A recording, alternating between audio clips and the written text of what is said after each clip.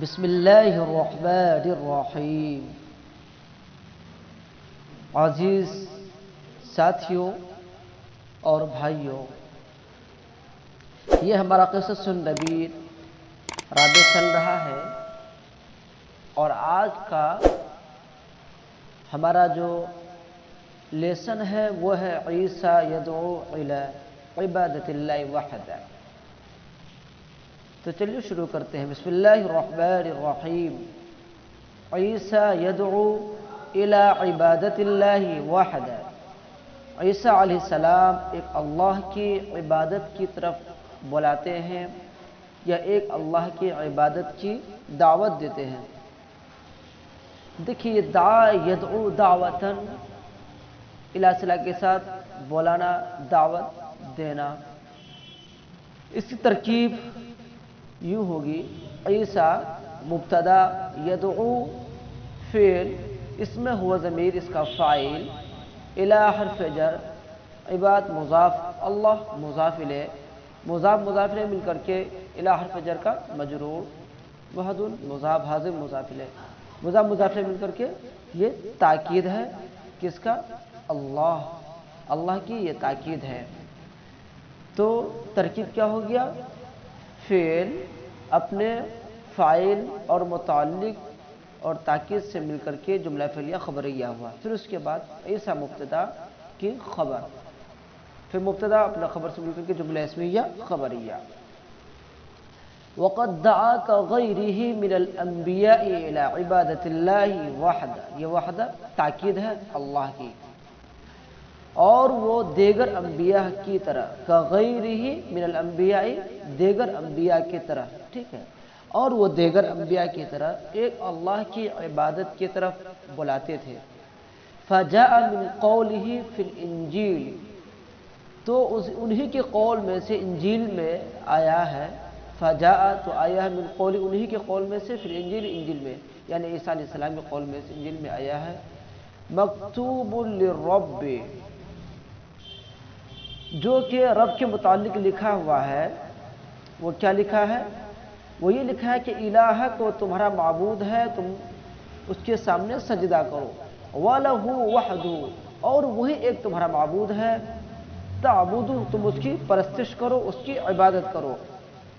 وقولہ، اور اس کا قول ہے، مکتوب للرب الہک تسجدو، جو کہ رب کے متعلق لکھا ہے، تمہارا وہ معبود ہے، الہن معبود، الہ کا وہ تمہارا معبود ہے، تسجدو، تم اس کے سامنے سجدہ کرو، وَلَهُ وَحْدُهُ تَعْبُدُ، وَلَهُ وَحْدَهُ تَعْبُدُ، اور تمہارا معبود ایک ہے اور تم اسی کی عبادت کرو، اسی کی پرستش کرو۔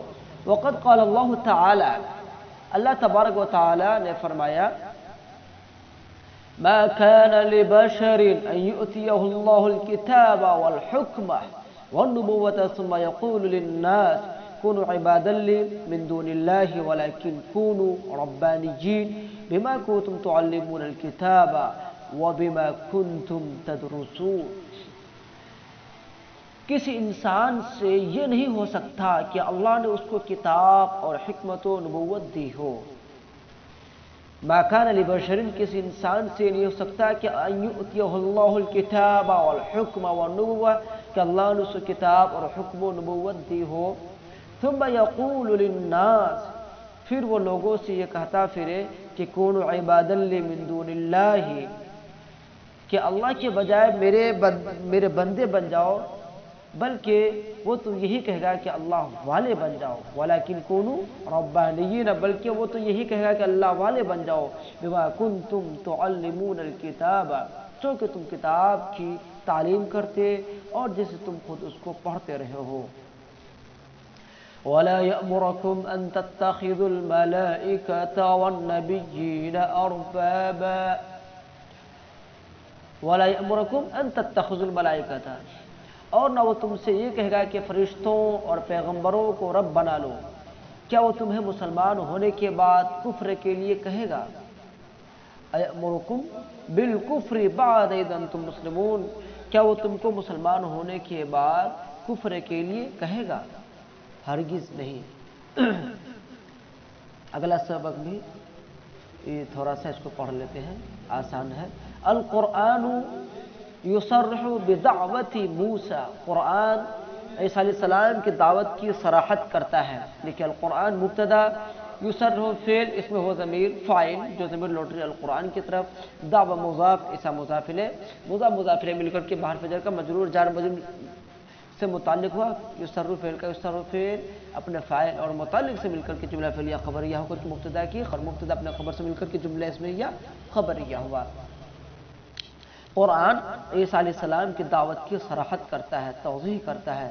وقد نقل القرآن، اور قرآن نے نقل کیا ہے یعنی بیان کیا ہے، یہ وهو الکتاب المصدق لما بین یدیہ والمہیمن علیہ، یہ جملہ معترضہ ہے، یعنی قرآن کی صفت بیان کر رہے ہیں، اور قرآن تو یہ وہ کتاب ہے جو تصدیق کرتا ہے اس چیز کی جو اس کے سامنے ہے، جو اس کے پہلے گزر چکا ہے، والمہیمن علیہ، اور جو اس پر دلیل ہے۔ اب قرآن کیا بیان کرتا ہے؟ من اعلان سیدنا عیسیٰ بالتوحید الخالص والدعوت الیہ۔ وقد نقل القرآن کی بات ترجمہ جو ہوگا وہ من اعلان سیدنا سے ہوگا، ٹھیک ہے۔ نقل فعل ہے، یہ وحد مذکر غائب کا صیغہ ہے اور فعل ماضی ہے، القرآن اس کا فاعل ہے، اور اس کے بعد ادھر مجرور ہے۔ وقد نقل القرآن کی بات من اعلانی پہ آ جائے گا، ٹھیک ہے۔ اور وہ الکتاب المصدق لما بین یدیہ والمہیمن علیہ کا ترجمہ کرا چکے ہیں کہ یہ وہ کتاب ہے جو تصدیق کرتا ہے اس چیز کی جو اس کے سامنے ہے اور وہ اس پر دلیل ہے۔ اب آئیے، وقد نقل القرآن، قرآن نقل کر چکا ہے، بیان کیا ہے، من اعلان سیدنا عیسیٰ، سیدنا عیسیٰ علیہ السلام کے بالتوحید الخالص، توحید خالص کے اعلان کو، والدعوت الیہ، اور اس کی طرف بلانے یعنی دعوت دینے کے اعلان کو اس نے بیان کیا ہے، نقل کیا ہے۔ کس طور پر نقل کیا ہے؟ فی اسلوب صریح و واضح، ایک صریح اور واضح اسلوب میں، پیرائے میں، لا مزید علیہ، جس پر اضافہ نہیں کیا جا سکتا ہے۔ اب یہ قرآن کی آیت ہے، قرآن کیا کہہ رہا ہے؟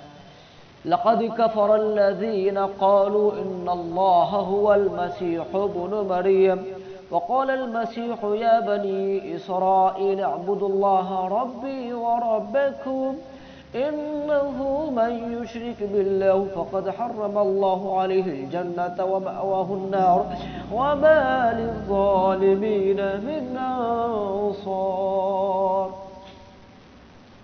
لقد كفر الذين قالوا ان الله هو المسيح ابن مریم، جنہوں نے بھی کہا کہ اللہ ہی مسیح ابن مریم ہے۔ لقد كفر الذين، جنہوں نے کہا، الذين قالوا، لقد كفر الذين قالوا ان الله هو المسيح ابن مریم، جنہوں نے بھی کہا کہ اللہ ہی مسیح ابن مریم ہے، وہ کافر ہی ہو گئے، وہ کافر ہی ہو گئے۔ وقال المسیح، جبکہ مسیح نے کہا تھا، یا بنی اسرائیل اعبدوا اللہ ربی و ربکم، اے بنی اسرائیل اس اللہ کی بندگی کرو جو میرا بھی رب ہے اور تمہارا بھی رب ہے۔